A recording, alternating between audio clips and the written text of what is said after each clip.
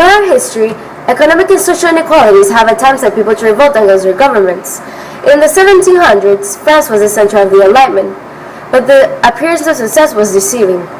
There was a great unrest in France caused by bad harvests, high taxes and high prices, and disturbing questions raised by the Enlightenment ideas of Voltaire, John Locke, and Rousseau.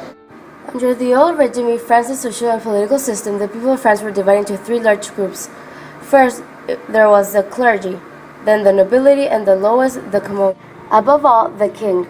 This hierarchy was being questioned by the Enlightenment and the people we previously mentioned, Rousseau, Locke, and Voltaire. A number of major wars had taken place in the 40 years leading up to the Revolution, and France had participated in most of them. We must remember that France was having an economic crisis at the time. Mr. Divine Rights and Marie Antoinette, or should I say, Mrs. Let Them Eat Cake, were spending a lot more money than they had in royal extravagance. The cost of waging war, supporting allies, and maintaining the French army quickly depleted a French bank that was already weak.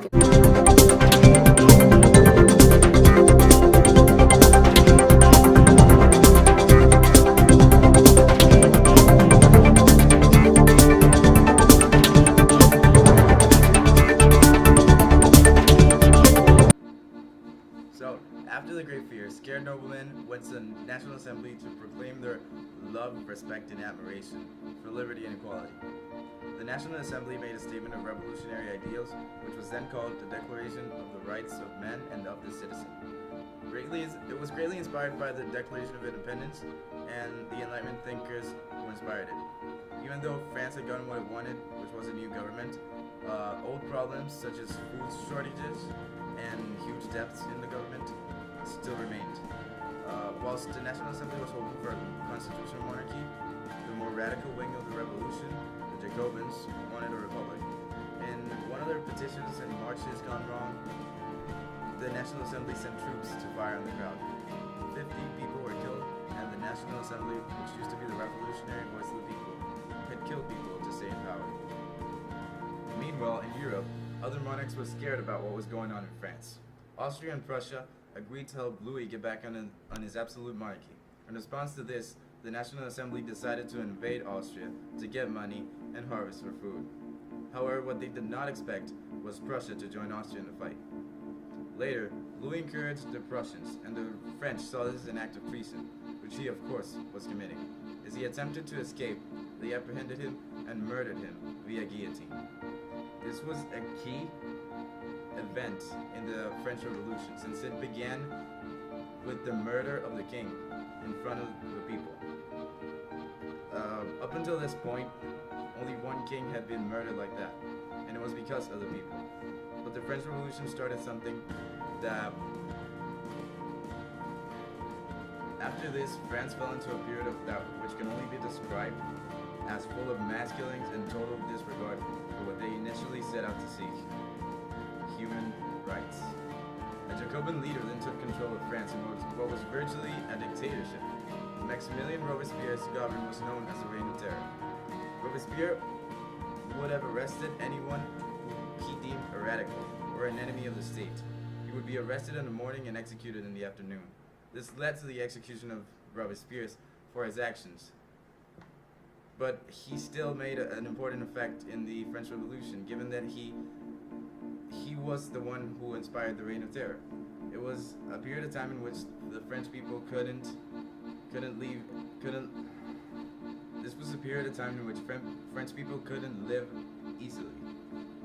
Anyone who would go against Robespierre's ideas or his idea of a revolution would be executed, and there were many victims of the guillotine during this time.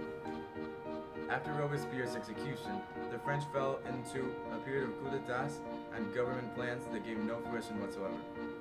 Enter Napoleon Bonaparte, a short military leader measuring only 5'3". What he lacked in height, however, he compensated in genius, strategic mind. The people in France were weak and tired of this awful period of history, so Napoleon, who had almost single-handedly won the war for France, saw a chance to snatch it home.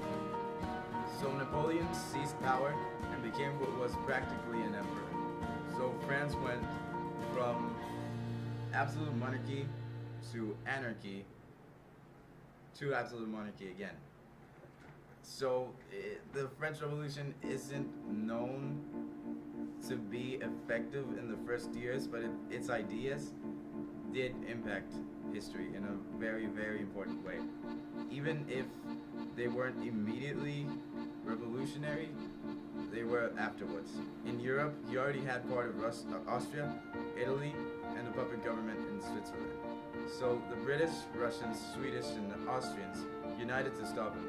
As always, he met the challenge with boldness. In a series of brilliant battles, he destroyed his opposition. However, he lost one major battle. He lost against the British in water, in the Battle of Trafalgar. Thanks to Horatio Nelson, he outsmarted him in the water, and Napoleon became obsessed with crushing the British. By 1812, the only areas free of Napoleon's reign in Europe were Britain, Portugal, Sweden, and the Ottoman Empire. Napoleon's most disastrous mistake of all came in 1812. Even though Alexander I had become Napoleon's ally, the Russian Tsar refused to stop selling grain to Britain. Here we see Napoleon's obsessed with the British and their downfall for the second time. He was willing to make an enemy of Alexander, even though he was powerful, just because he wouldn't stop selling grain to the British, like he asked. Because of the breakdown in their alliance, Napoleon decided to invade Russia. So, as they moved inland, Alexander and Napoleon were engaging in decisive, brilliantly tense battles. As Alexander saw Napoleon was getting closer to Moscow, he retreated. He waited it out. And when Napoleon entered Moscow, the city was in flames. Alexander preferred to destroy his holy city rather than see it surrender to his enemy. Now, Napoleon chose to stay in Moscow, but the winter progressed. The French troops were tired, they were unmotivated, they were hurt, and they were starving.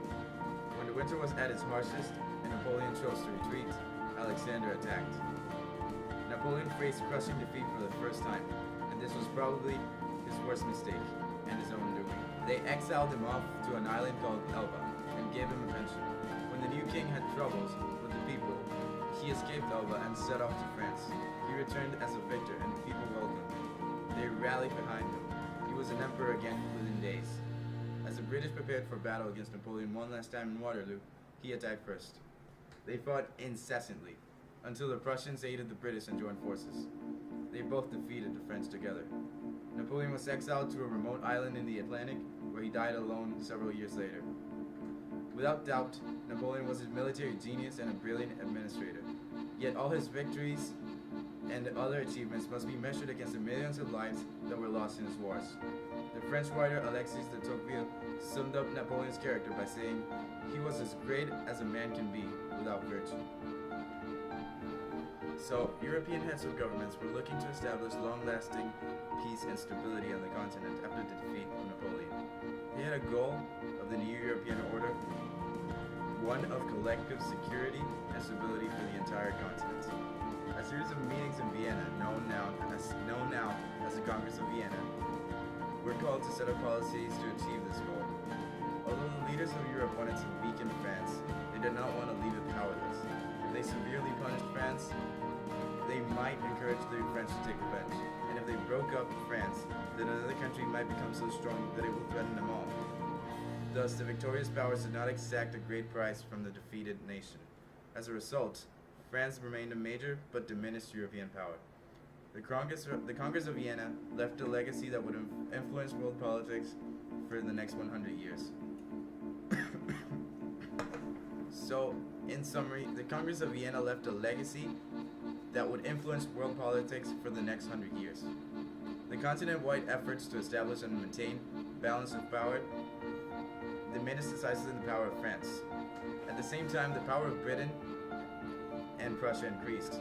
Nationalism began to spread in Italy, Germany, Greece, and other areas that the Congress had put under foreign control.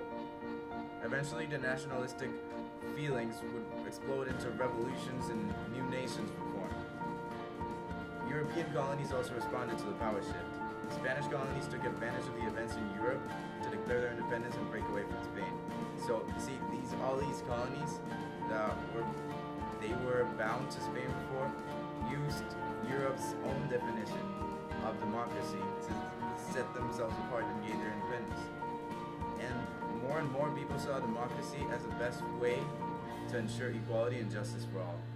The French Revolution then changed the social attitudes and assumptions that had dominated Europe for centuries, and a new era had begun.